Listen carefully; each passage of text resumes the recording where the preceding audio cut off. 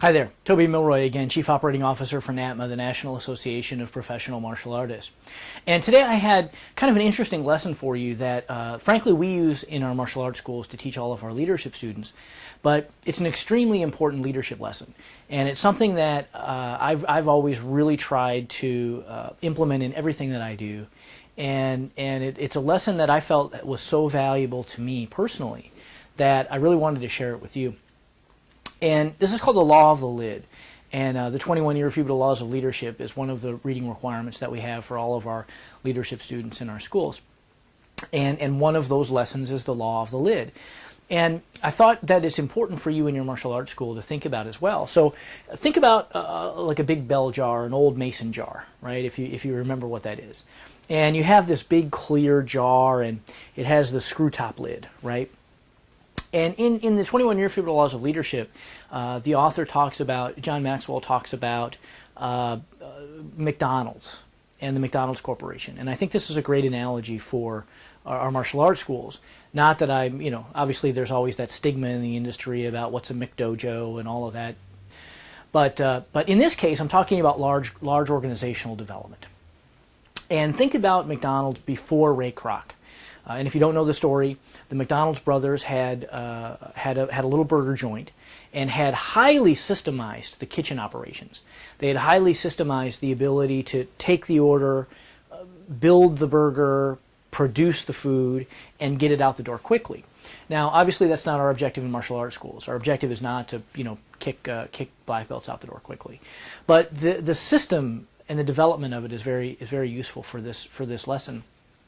And so what happened was the McDonald brothers had taken the business as far as they could take it, right? They, I think, had 2 locations, but they, again, had highly systemized this kitchen process, but they had reached the limit of their own capacity and of their own experience and of their own skill sets. And they realized this. And when Ray Kroc came in and made the offer to acquire and to help move the company forward, see, Ray had a different set of skills. He had a different experience set. And he knew this concept of franchising and multiplying this business model across multiple locations might be something that was, that could really help take their business to the next level. Now, this isn't a conversation about franchising today. This is a conversation about that style of leadership that again, we call the Law of the Lid. The Law of the Lid describes how the leader in the organization, if implemented inappropriately, if the leader of the organization positions themselves as this wellspring from which all knowledge comes, then they then become the limit of their organization. Now, I'll expand on that in just a moment, but in martial arts, we've all been treated wrong, right? We've all learned wrong. One of the pieces of culture that's ingrained in the martial arts, and it's an unfortunate thing, is you have one master, and your one instructor is the guy who you're going to learn everything from, and anything other than what he teaches is wrong, right? Haven't you heard that before? Now, I know a lot of our members, and especially our high-level members, have gone beyond that, right? We understand that it's not really all about that. It's not just about the ego stroke of the master instructor. And in fact, I would be willing to wager that that's a side effect of the real culture of martial arts, not a direct. It wasn't directly designed to be that way, but. What does tend to happen in a lot of our schools in the U.S. is the school owner sort of becomes this authoritarian or this sort of dictator personality where all knowledge must flow through that leader, through that person. So what then invariably happens in their organization? Well, they become the bottleneck, right?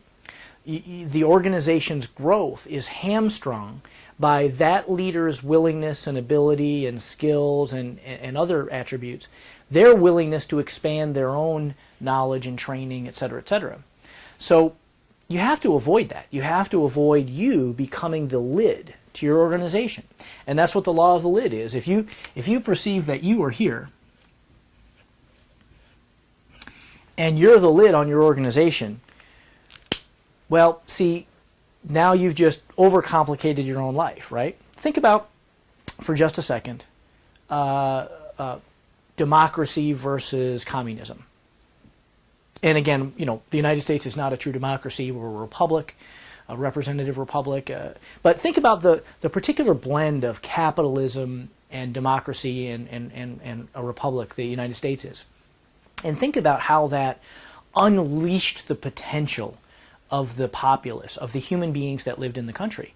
Now think about Russia, 50 years ago. Think about communist, Soviet bloc Russia. And think about 1950, let's say. Let's say you're a Soviet worker and you work in a factory, right? And you push the button for a living and you sand the metal stuff for a living, right? Well, what incentive does that human being have for expanding his own horizons, right? I mean, there just really isn't any. What incentive does he have? What motivation does he have to make the system more efficient or to help bring new techniques or new knowledge into the system? He just doesn't. See, he's been, a lid has been put on the human potential of that worker, of that person. And that person doesn't want to break out of that lid. They get comfortable there, but in addition to that, they know that it's just not socially acceptable. It's not what they're supposed to do. So now think about the United States. Think about this blend of capitalism and democracy and republicism we are. See, that blend had removed the lid from the potential of the individual citizen, from the individual human being. See, you, me, any one of us, we can go accomplish anything we choose to within just the restriction of our laws. We don't have to be artificially hamstrung by the performance of the person next to us or the wants, needs, and desires of anyone else other than us, other than in our own lives. So think about that in your martial arts organization. Think about that in your school. Think about that if you have a broader organization than a school. Are you in the position of being the artificial bottleneck in your organization, or are you willing to expand that bottleneck and empower your people to bring more to you, to bring more into your organization, to bring more knowledge and skills and technique and you name it into your organization? Now, it doesn't have anything to do with sacrificing what's traditional or sacrificing what the specific tradition of your style or your art is, not at all. But what it does have to do with is opening opportunity for not just yourself, but for the people below you and for the people in your organization. So I think that's extremely important. And obviously at the 2010 NATMA Extreme Success Academy coming up in October, we have a complete day set aside. All weekend long we're going to be helping your staff members become better staff members. But we have an entire day set aside and some very specific instructor certification processes that we're going to help your instructors through to make them not only better teachers and better communicators and better instructors, but to help them see the big picture behind your business, to help them become a contributing factor to the success of your company and to the success of your organization.